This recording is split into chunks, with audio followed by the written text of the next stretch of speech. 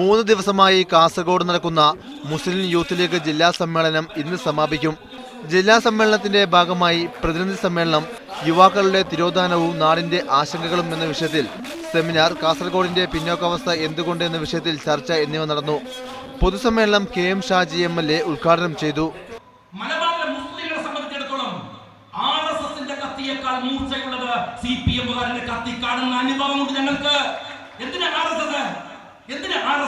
കണ്ണൂർ ജില്ലയിൽ എന്തിനാ RSS? നിങ്ങൾ പറ. പള്ളികളെ പൂട്ടിക്കണോ? CPM മതി. പള്ളികൾ എന്താണ് ഇവിടുത്തെ ശ്മശാനങ്ങളിൽ കൊണ്ടുപോയി ഖബറടക്കുന്നതിനെ എതിർക്കണോ? CPM മതി. മുസ്ലിം ചെറുപ്പക്കാരനെ കൊന്നു തള്ളണോ? CPM മതി. പിന്നെ എന്തിനാ RSS?